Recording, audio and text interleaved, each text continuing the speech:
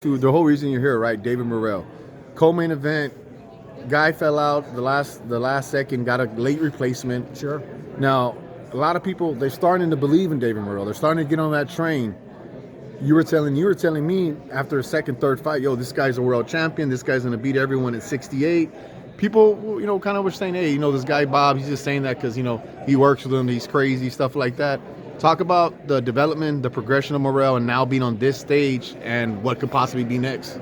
Um, you know, uh, you know, you never want to try to compare people too much because sometimes LeBron James is going to be the next Michael Jordan, so on and so forth, and maybe I'm guilty of that too because I was like David Morrell is going to be another Roy Jones Jr., right? But I do believe that. I think he's a superior talent. I think he's head and shoulders above everybody else. I think David Benavidez is a tremendous fighter.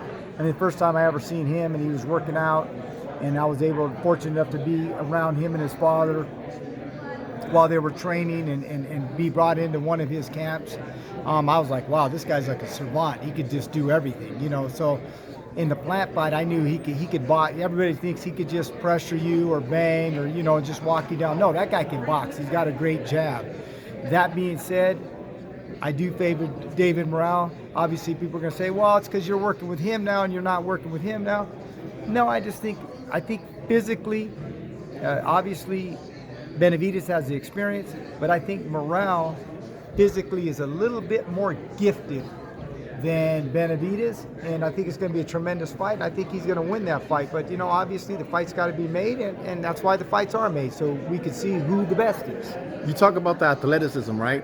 With David Morrell, do you feel like he's the most athletic fighter at those weight classes, 68 and 75, since Roy Jones? Well, no doubt about it. He's a superior athlete. If he wasn't boxing, he'd be playing center field for the Yankees. If he wasn't playing center field for the Yankees, he'd be a safety for the Dallas Cowboys, or he's just a superior athlete.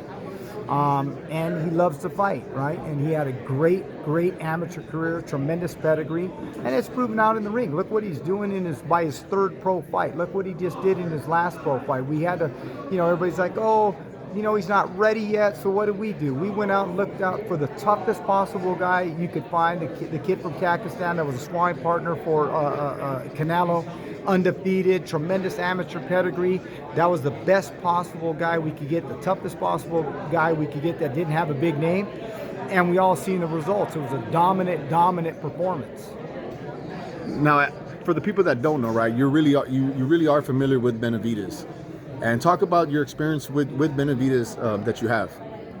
Well, I was fortunate to be in a camp with him for a time. And just seeing him on a day-to-day basis and the work that his father puts in and that he puts in, they put a tremendous amount of work in. And before I seen David Morrell, I was like, wow, this guy, to me, he's a savant. You talk about like a guy, give an analogy of Peyton Manning in football who's a savant. He looks at the defense. People don't realize how smart David Benavidez is. Very smart. I watch him in the ring making adjustments and just he's a savant. That said, he has the experience. His ring IQ is unbelievable. His creativity, I just think that David Morrell is just a superior athlete athletically to him. Now, nothing, of course, is made right now, but the anticipation is, right, for Benavidez' next fight. There's the three possible names, right? Canelo, Charlo, and then Morrell.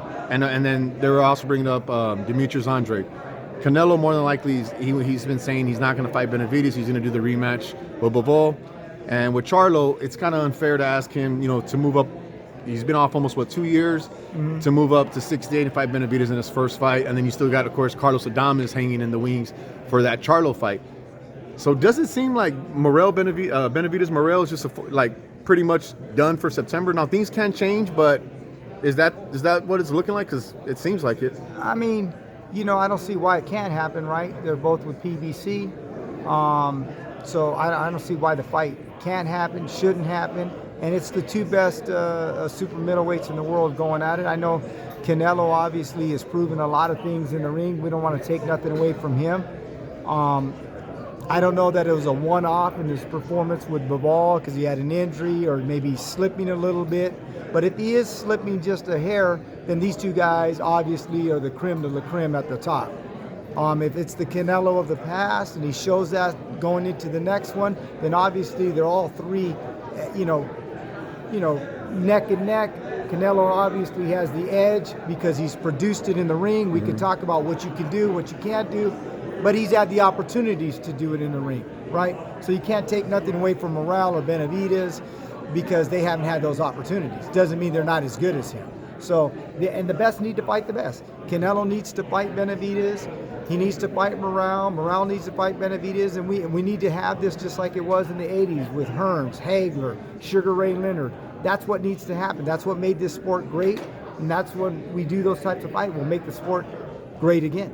So you're on board for Benavidez Morrell September? Oh, there's no two ways about it. There's no two ways about it. If I had my wish list, definitely that would be a fight that would be made fast.